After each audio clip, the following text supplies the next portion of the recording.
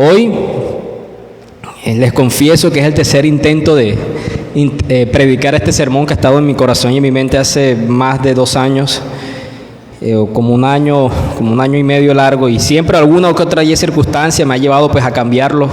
El Señor me permite pues traer este sermón para ustedes. Hoy vamos a compartir la cena del Señor.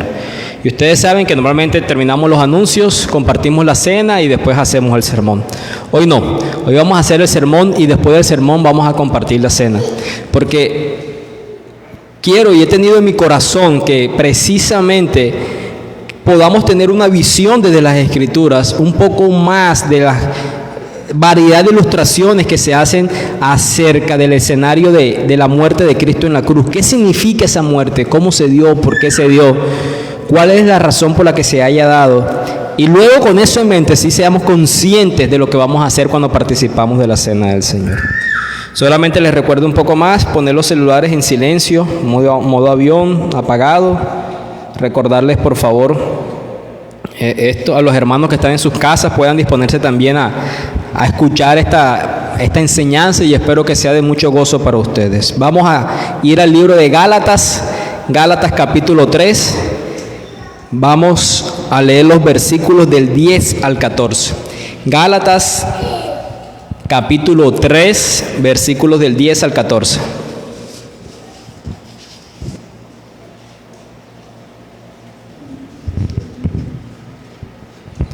Leo para ustedes en la versión Reina Valera 1960. Gálatas 3, versículos del 10 al 14.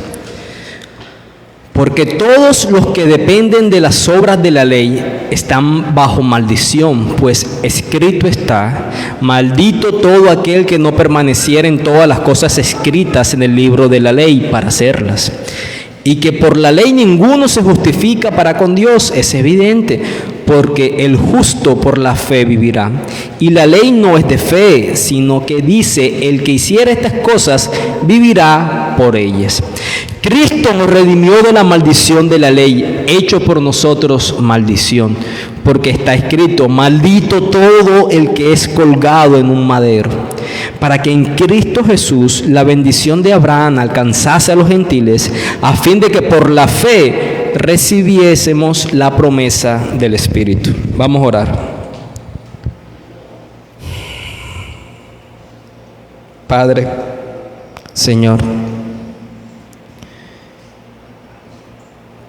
hoy te quiero pedir desde lo más profundo de mi corazón, y no por eso responderás a esta oración, sino por los méritos de Cristo. Pero te quiero pedir, Señor, que tú nos visites en esta mañana, que nos visites en nuestra conciencia y en nuestro corazón, que podamos estar en Getsemaní, que podamos estar en el Gólgota, que podamos escuchar la voz de Cristo cuando Él tomó el lugar por nosotros. Es una verdad que muchos de nosotros conocemos hace muchos años, cuando nos diste el don de la fe de creer en el Evangelio.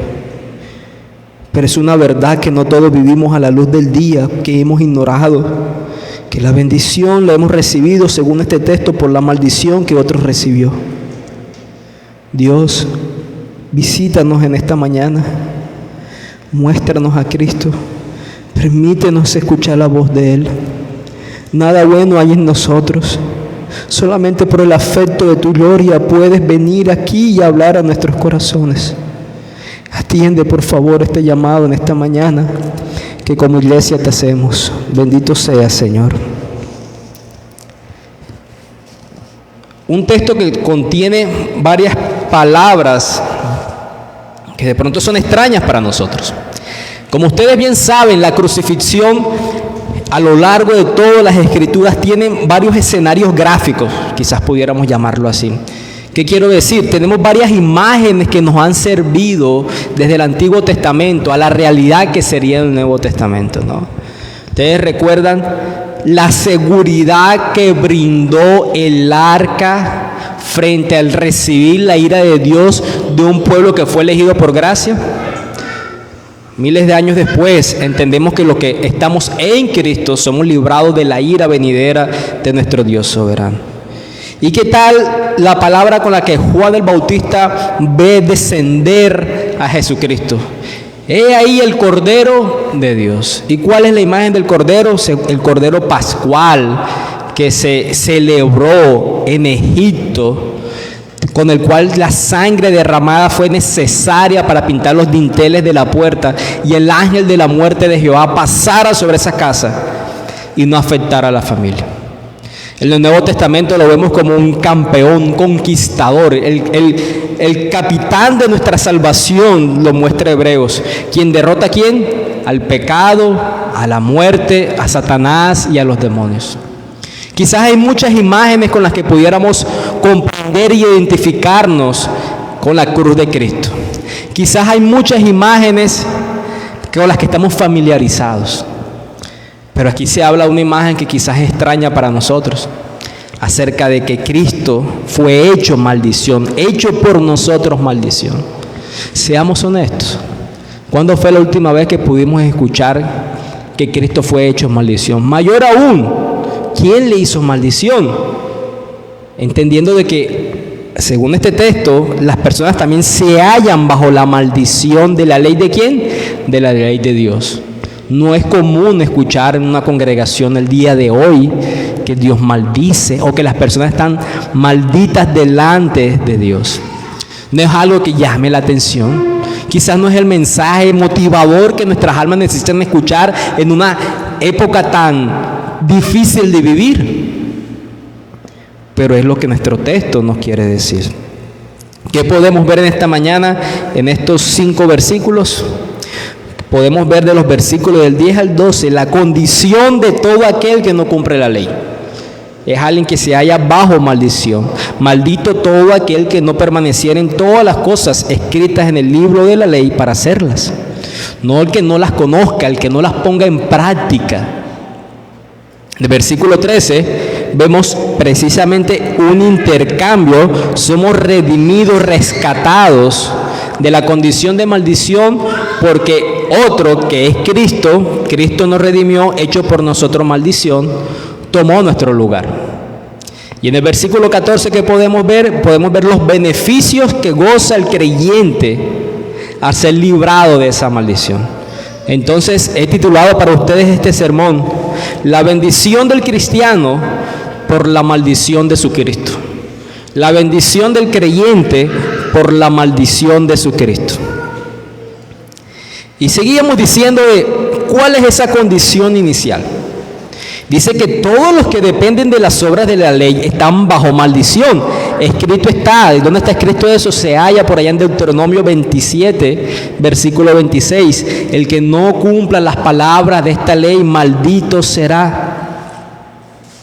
Y nos está diciendo que no podemos ser librados de la ley, porque por la ley ninguno se justifica para con Dios.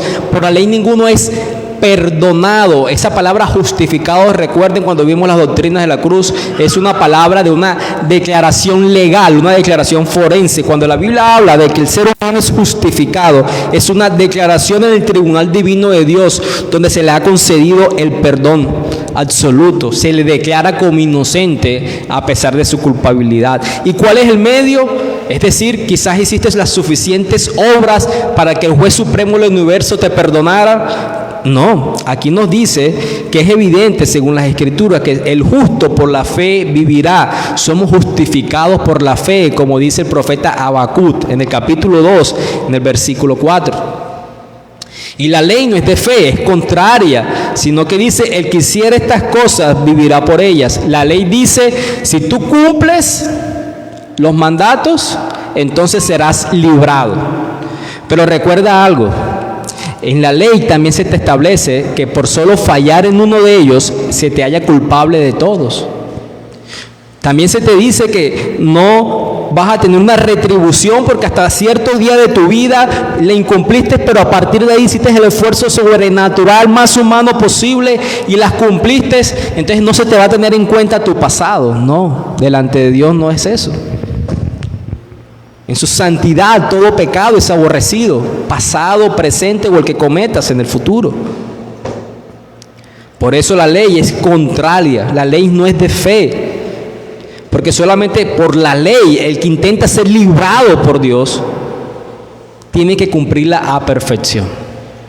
La ley también demuestra tu incapacidad precisamente. La ley te dice, tú no puedes ganarte el favor de Dios por el cumplimiento de todo esto, porque tu condición es esta de pecador. Ahora, es claro para nosotros, para ti, seas creyente o no, que algún día de tu vida no has cumplido la ley. Y si quizás tú puedes decir, no, yo siempre la cumplí, me gustaría hablar con tus padres, quizás con tu madre, y preguntarle por qué te pegó con una correa, con una chancleta. Por un acto de desobediencia seguramente. En algún momento de tu vida has quebrado la ley moral de Dios.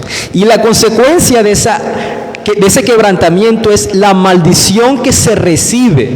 Maldito todo aquel que no permaneciera en todas las cosas escritas en el libro de la ley. Pero, pastor, a mí me gusta más bien cuando se me habla de un Dios de amor, un Dios de gracia, el Dios de misericordia que orábamos al inicio de este día del Señor. Yo no creo que exista un Dios que sea capaz de maldecir a sus criaturas. Eso es una terminología muy fuerte, quizás obscena, extraña. No es contraria al amor. La maldición es muy contraria al amor. Muy temprano en el relato de tu Biblia, te puedes ubicar en Génesis, por ejemplo, en Génesis capítulo 3, vas a encontrar una declaración temprana de maldición. Ahí veremos cómo Dios ha declarado maldito a varias cosas, ¿no? A la serpiente, ¿no? Capítulo 3, versículo 14. Y Jehová dijo Dios a la serpiente, por cuanto esto hiciste, maldita serás entre todas las bestias y entre todos los animales del campo. ¿Qué le dijo a la mujer? Multiplicaré en gran manera los dolores en tus preñeces. ¿Qué le dijo al hombre?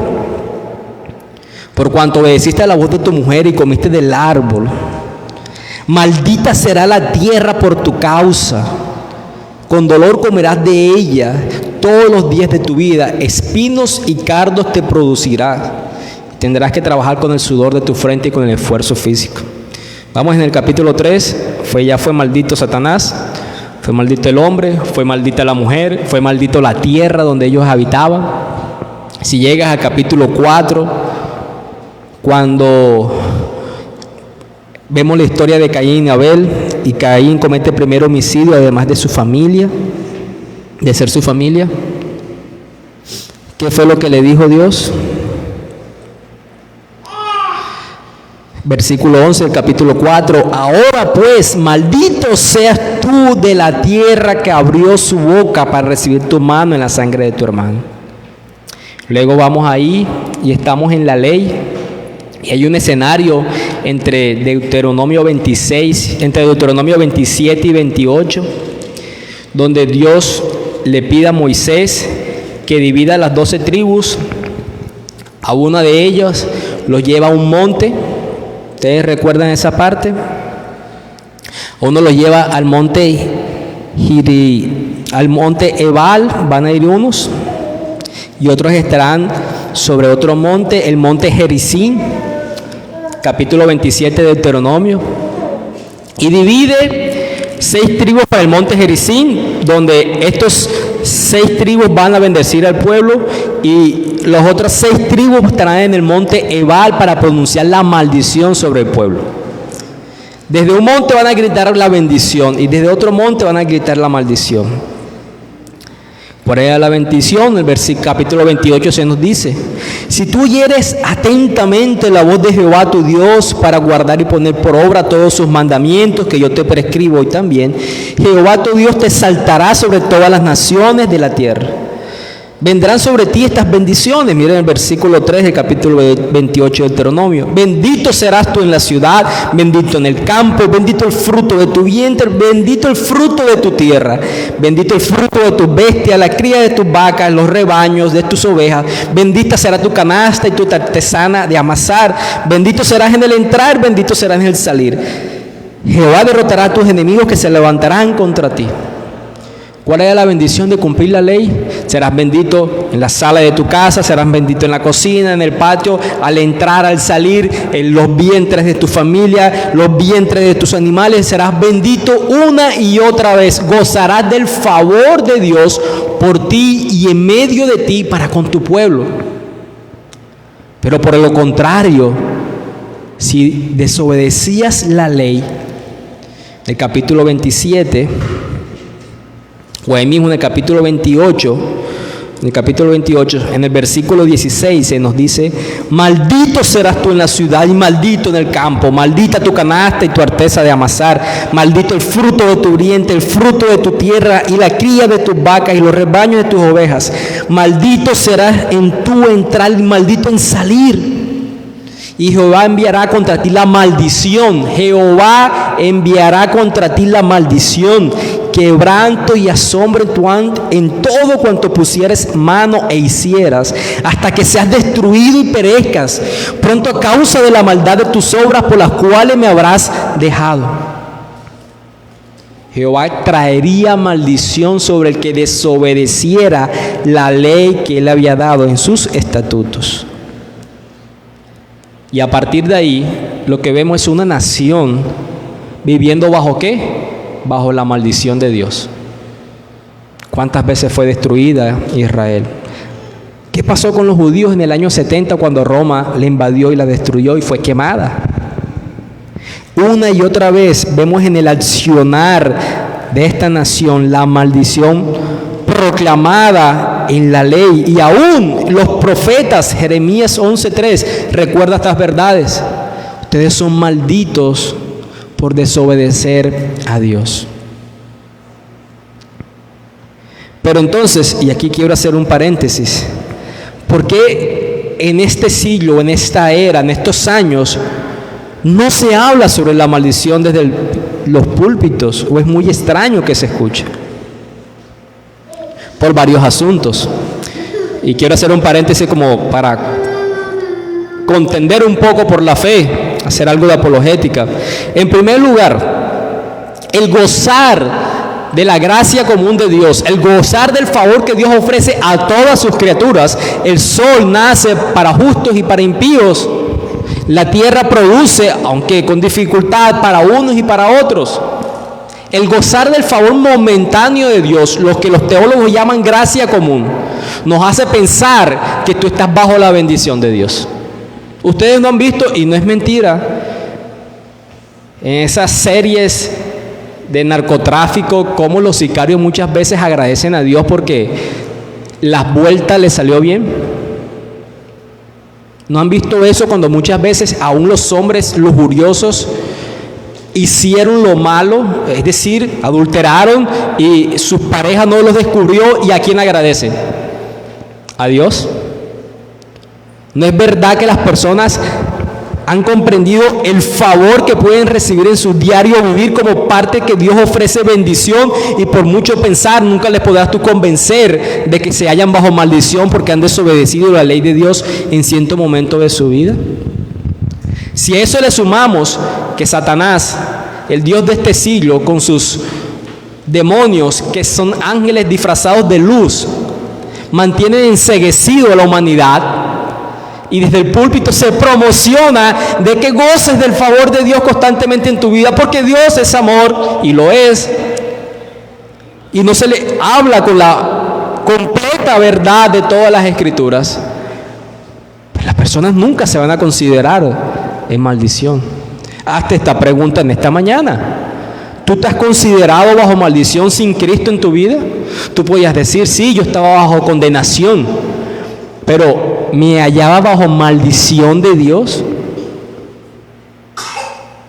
¿O has gozado tanto del favor de Dios, y qué bueno ha sido eso en Cristo, que se te ha olvidado cuál era tu condición antes que no lo tuvieras a Él?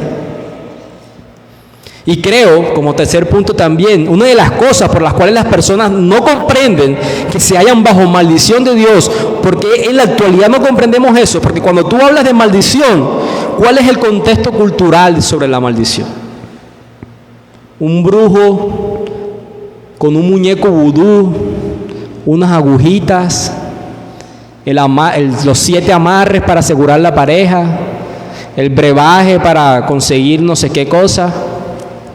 Ese no es el concepto que tenemos de maldición, quizás un poco más hollywoodense, Harry Potter con una varita mágica, lanzando algún tipo de hechizo. Pero la maldición bíblica, entendida por el pueblo judío, que se muestra en las Escrituras, como en lo que acabamos de leer, hay unos que eran benditos y otros que eran malditos, va más allá de sencillamente un hechizo, un conjuro, un mal deseo. Aquí en pocas palabras se nos dice: el obediente es bendito, el desobediente es maldito. Y el concepto de que Jehová enviará contra ti maldición, mucho menos lo vamos a pensar aplicado en su propio Hijo Jesucristo. ¿Cómo? ¿Cómo es posible que el Hijo de Dios, Jesucristo, haya sido tratado bajo la maldición de Dios? Se hizo maldición por nosotros. Muchas veces no comprendemos lo que significa estar bajo la maldición y no creemos que Dios sea capaz de maldecir a su pueblo y mucho menos a su Hijo predilecto, a su unigénito, al santo ser. Pero ¿qué es lo que dice el profeta Isaías en Isaías 53? No podemos borrarlo de ahí. Sí, que Él murió por nuestras enfermedades y por nuestros pecados. Pero dice: Jehová quiso quebrantarlo. Aún son las palabras del apóstol Pedro después de Pentecostés, en su primer sermón, en su primera predicación, cuando confronta el pecado del pueblo judío y les dice: a ese que ustedes entregaron y crucificaron por el anticipado consejo de Dios, Él quiso entregarlo. Él quiso castigarlo. Dios, en el escenario de la redención, trató a su Hijo como el mayor desobediente. Y el desobediente es tratado como ¿quién? Como un maldito. Como un maldito. Muchas veces la Biblia tiene este lenguaje dual sobre la bendición y sobre la maldición. Bienaventurados quienes, se nos dice, por ejemplo, el Señor Jesús nos enseña, ¿en qué sermón nos enseña eso? El Sermón del Monte. ¿Lo buscamos dónde? Mateo capítulo 5. Y vemos ahí su bendición. Bienaventurados serán aquellos pobres, porque de ellos es el reino de los cielos. Bienaventurados porque recibirán la consolación. Bienaventurados porque recibirán la tierra por heredad. Bienaventurados porque serán saciados, porque alcanzarán misericordia, porque ellos verán a Dios, porque serán llamados hijos de Dios. Pero al mismo tiempo hay algunos que reciben maldición. Y normalmente cuando vemos las bendiciones las vemos con el bienaventurado, ¿no? Como el Salmo 1. Pero las maldiciones las vemos como ¿quién? Como los ayes, precisamente. Ay de aquellos que escuchen estas palabras y no las cumplan. Serán como la paja llevada por el viento. Siempre existe ese escenario dual muchas veces para hacerlo. Quizás, y lo hemos escuchado muchas veces, la mejor forma de comprender lo que otra persona ha vivido, sentir esa empatía, proviene de la experiencia personal, ¿no? Yo recuerdo mucho cuando precisamente nació Pedro José, ya casi un año. Muchos han dicho: el tiempo pasa muy rápido con los niños. Yo lo he sentido lento. Y recuerdo que las primeras semanas en estos padres novatos era muy difícil el tema del trasnocho. A tal punto, y eso que hemos recibido siempre ayuda de los abuelos, han sido siempre una gran bendición. Recuerdo que con algunas hermanas yo les preguntaba: ¿cómo les fue a ustedes? No, pues con mi hijo trasnoché hasta los 8 años. Otro hermano, amigo de la congregación, me dijo: no, pues ¿qué le digo, pastor?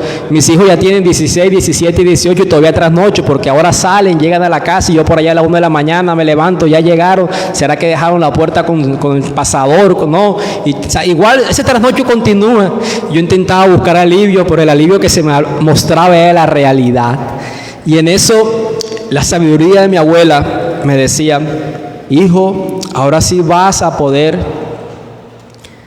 pagar un poco o comprender, fue lo que me quiso decir, la forma en que tus padres te han amado.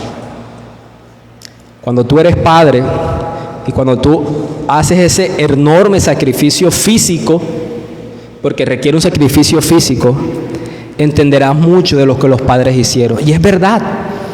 Yo desde ese día, cuando veo a una mujer que yo sé que es madre, yo me le quito el sombrero y le hago una venia. Es maravilloso porque todo el esfuerzo que ustedes tienen que hacer, desde la vivencia, poder comprender la situación del otro.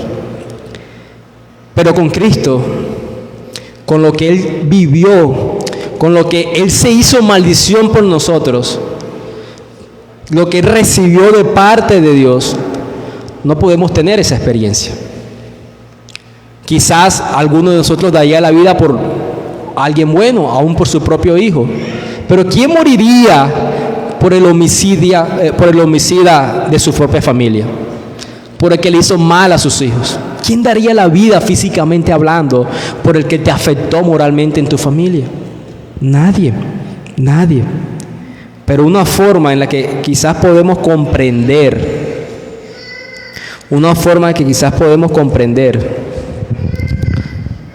es viendo cómo Dios habla acerca de la bendición. Dios habla acerca de la bendición. Hay una bendición que Dios llama a los sumos sacerdotes o a los sacerdotes. Se conoce como la bendición sumo sacerdotal, que se halla en el libro de Números. En Números capítulo 6, miren las palabras de Dios a Moisés. Versículos 22 al 27. Jehová habló a Moisés diciendo: habla a Aarón y a sus hijos y diles: así bendeciréis a los hijos de Israel, diciéndoles: Jehová te bendiga y te guarde. Jehová haga resplandecer su rostro sobre ti y tenga de ti misericordia. Jehová alce sobre ti su rostro y ponga en ti paz. Y pondrás mi nombre sobre los hijos de Israel y yo los bendeciré. Este tipo de literatura hebrea es muy común, que ustedes lo conocen, que es el paralelismo.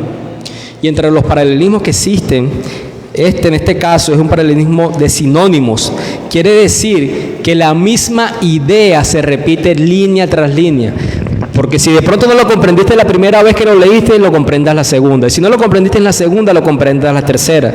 ¿Cuál es la bendición de que Jehová te bendiga? Pues que te guarde, de que Él haga resplandecer su rostro sobre ti, que tenga misericordia, que alce sobre ti su rostro y ponga en ti su shalom, su paz. La bendición que Dios otorga entonces para su pueblo, donde Él dice: la bendición que tú vas a proclamar como sumo sacerdote o como sacerdote, es que mi presencia en medio de ustedes. Que Él haga resplandecer su rostro, el añorar ver a Dios en medio de su pueblo, el desear estar con Dios, es la bendición mayor que Dios otorga a medio de su pueblo. ¿Cuál fue el deseo de Moisés cuando se hallaba en el monte? Por favor, déjame ver ¿qué? Tu rostro. ¿Y qué le dijo Jehová? No. ¿Qué estás pidiendo? No hay quien me pueda ver y sobrevivir. Yo pasaré y tú verás mis espaldas. Yo pasaré y tú verás mis espaldas. ¿Qué dice el apóstol Juan? Lo hemos conocido, pero aún no somos lo que seremos. Porque cuando estemos con Él, veremos como verdaderamente Él es. Lo que se conoce como la visión beatífica, es decir, verlo sin la corrupción que todavía habita en nuestras almas. Conocemos a Dios, pero por el pecado que habita en nosotros no lo conocemos como Él realmente es. ¿Cuándo lo podremos ver? cuando el pecado ya no mora en nosotros, es decir, en ese estado de gloria. Y el cristiano que añora, que desea ver, estar en medio de su Cristo. Por eso Apocalipsis termina diciendo: sí, Cristo, ven pronto. Tenemos el deseo de estar con nuestro glorioso Salvador, con aquel que se hizo maldición por ti. Pero esto no se trata de la bendición. ¿Se trata de qué? De la maldición. Y este escenario que les estoy planteando es uno que utilizó el pastor R.C. Sproul en su sermón La maldición en la expiación. Y él utiliza esta ilustración de mostrar el antónimo de la bendición bíblica para que comprendamos entonces lo que significa la maldición bíblica. Si la bendición es Jehová te bendiga y te guarde, la maldición sería algo como Jehová te maldiga y te aparte. Jehová haga oscurecer su rostro sobre ti y tenga juicio sobre ti. Jehová te dé la espalda y sea tu enemigo por siempre. Esa es la maldición. No contar con Dios. Que Él no se refleje en ti, que Él no se revele a ti. Con esa idea de maldición. Entonces, y en nuestro texto de Gálatas 3, luego de comprender lo que no es la maldición, según la cultura del día de hoy la comprende, de comprender que estamos bajo maldición por la desobediencia de la ley, de comprender cuál es la maldición según las Escrituras, que es que Dios se aparte de ti. Entonces podemos comprender cómo Cristo nos redimió de la maldición de la ley, hecho por nosotros maldición. Porque está escrito: maldito todo el que es colgado en un madero.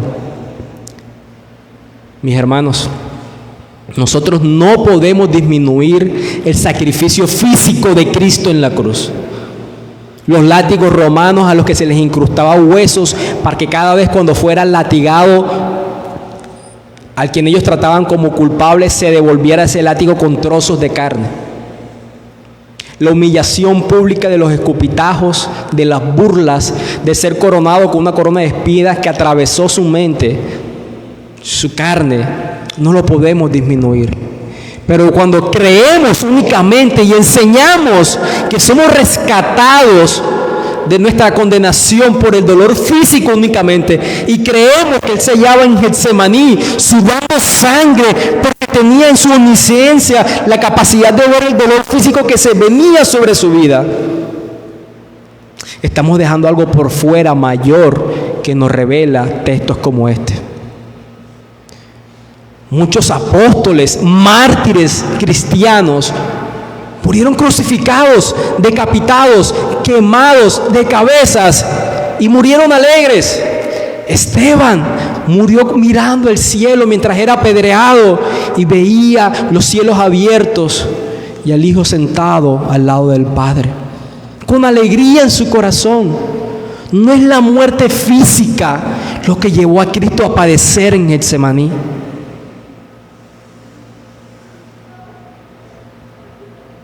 Fue el ser tratado como desobediente de la ley de Dios, el ser tratado como maldito, como apartado de Dios.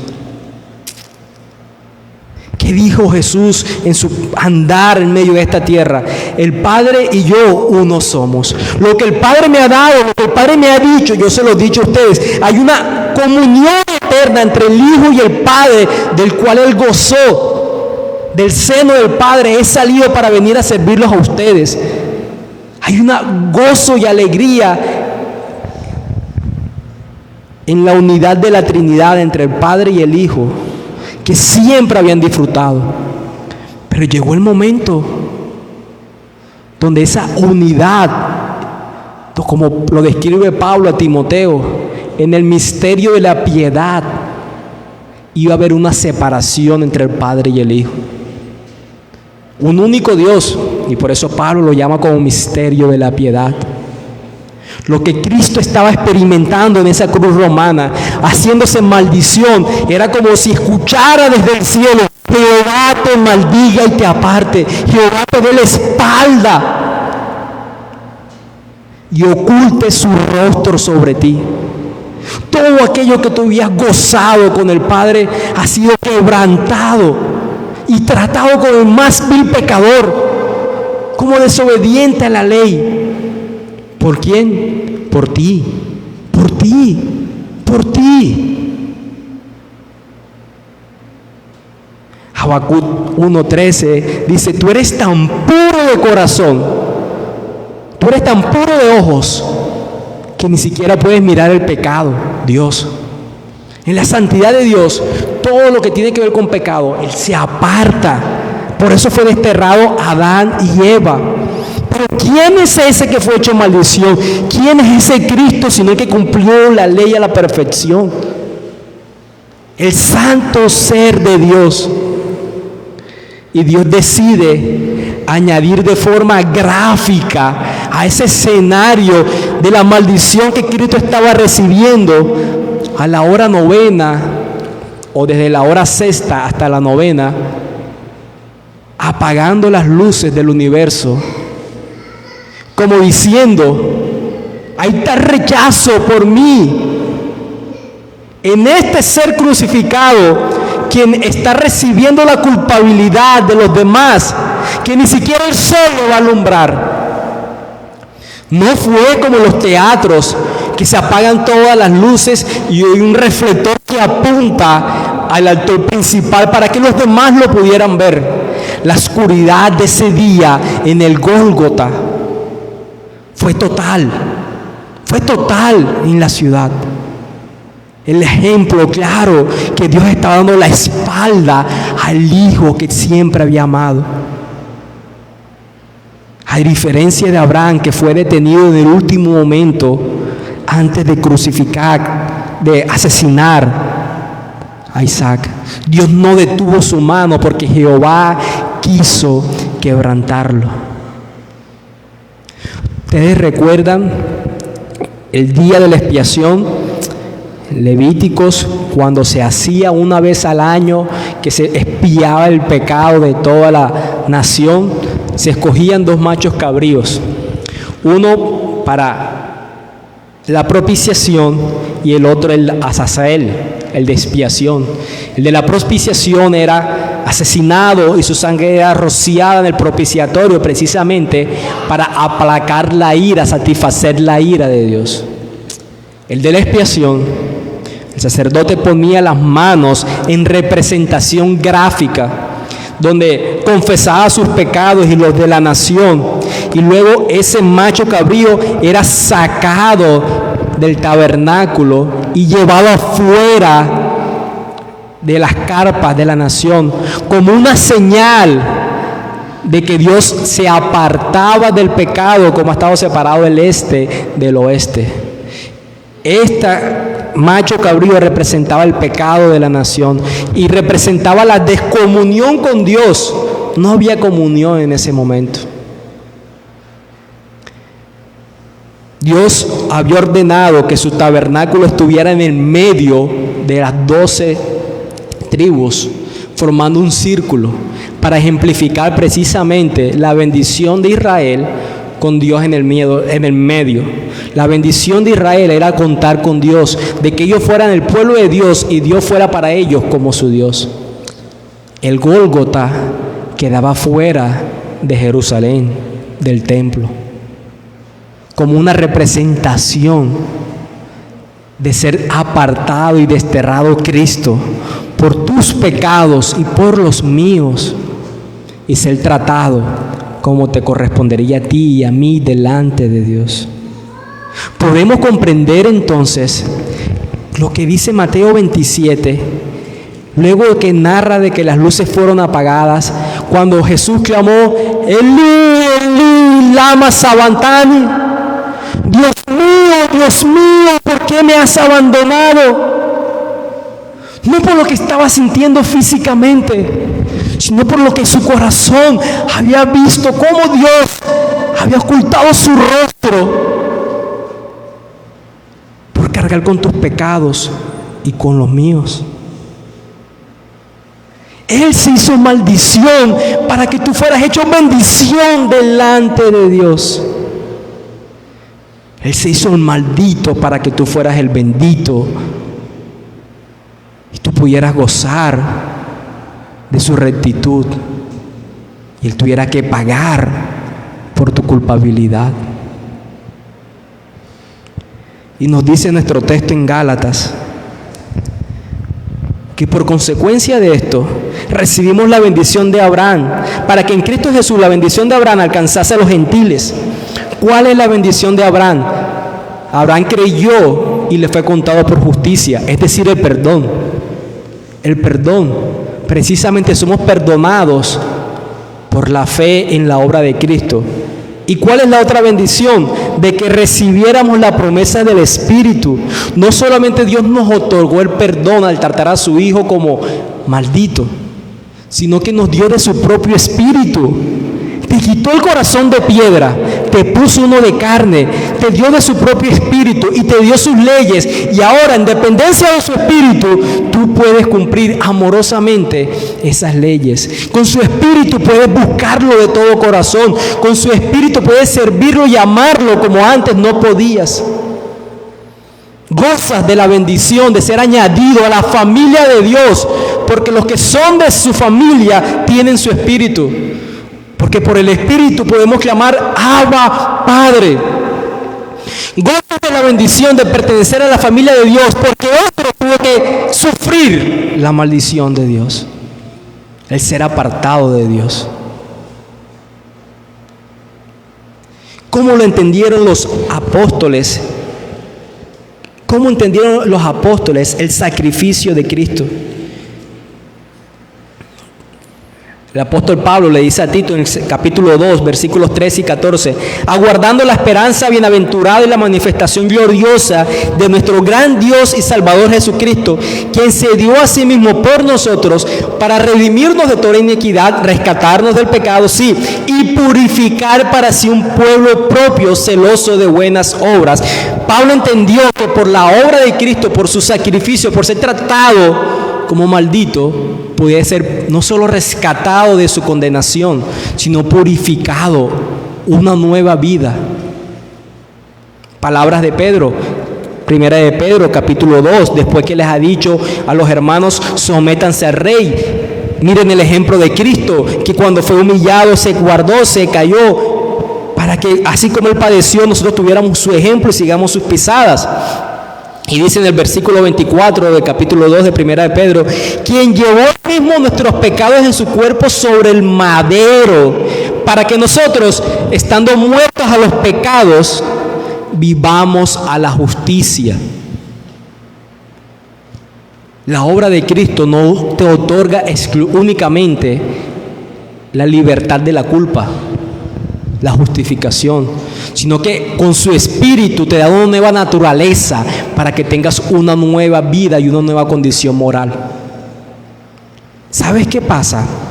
Cuando tú y yo dices que crees que Cristo murió por tus pecados, pero sigues viviendo de la misma manera, donde tus decisiones se parecen a las del mundo y no como a las personas que tienen el Espíritu Santo, estás ignorando que para que tú seas bendito, Él tuvo que ser maldito. Ustedes han visto, si han tenido esa triste experiencia y muy amarga y de impotencia, cuando un hijo insulta a una madre, mayor aún cuando escuchan las noticias y se han dado cuando un hijo asesina a su madre. Todos sentimos ese aborrecimiento, como si estuviéramos pasando por frente de una mortecina, ¿no? O sea, nos revuelve el estómago escuchar que un hijo trata mal al ser que le dio de amamantar de su pecho, que lo trató con amor, que se sacrificó por él. Deberíamos sentir el mismo odio cuando coqueteamos con el pecado e ignoramos lo que significó para Cristo ser maldito, para que nosotros gozáramos de la bendición de tener a Dios. Deberíamos ser consumidos ahí mismo en nuestro asiento. Su corazón nos arde al saber que gozan de Dios, que tienen aire en sus pulmones, que tienen ropa, que tienen comida, que tienen familia. Porque Dios los ha bendecido con eso, pero porque otro tuvo que ser maldito para que ustedes reciban eso. Somos capaces de seguir viviendo sin ser conscientes de lo que significa la cruz de Cristo. Somos capaces de seguir viviendo una vida para nosotros y nuestra satisfacción, y no una vida de tomar la cruz y morir a nuestros propios deseos día tras día únicamente para que Él sea reconocido. Él vivió la maldición del Padre, de lo que gozó eternamente en la comunión. No se compara la relación de una madre pecadora con un hijo que concibe en pecado con la relación del Padre y el Hijo de la divinidad. Para que tú puedas arrodillarte y Dios pueda escuchar tus oraciones. ¿Has gozado de Dios? Yo sé que sí. Yo sé que tú has gozado de Dios. Yo sé que tu corazón se alegra cuando has tenido esos momentos de intimidad, donde nadie más te ha comprendido, donde el mundo te ha rechazado y Dios te ha brindado su amor. Tú gozas de esos momentos. Pero eso vino a ti porque otro tuvo que padecer. Eso tiene que llevarnos entonces a vivir una vida con la conciencia de que tenemos el Espíritu Santo, con la conciencia de lo que Él hizo por nosotros, con la conciencia que vivamos para la justicia, porque nuestros pecados han sido crucificados. Vamos a orar.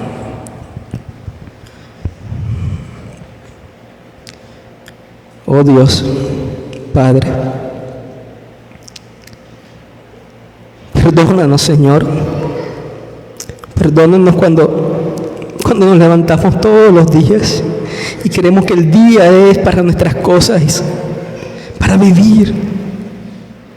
Perdónanos cuando no olvidamos que toda buena dádiva, todo don proviene del cielo, proviene de ti. Perdónanos porque hemos aprendido y hemos proclamado la realidad de que tu salvación es por gracia y es real. Pero aunque sea por gracia, no fue barata, tuvo un costo. Ayúdanos a comprender de este lado de la eternidad lo que significa la bendición de Dios. Ayúdanos a comprender lo que significa ser benditos porque Cristo fue maldito. Porque Él tuvo que cargar la culpabilidad que te correspondía a ti y a mí. Padre Señor, bendito seas. Amén y amén.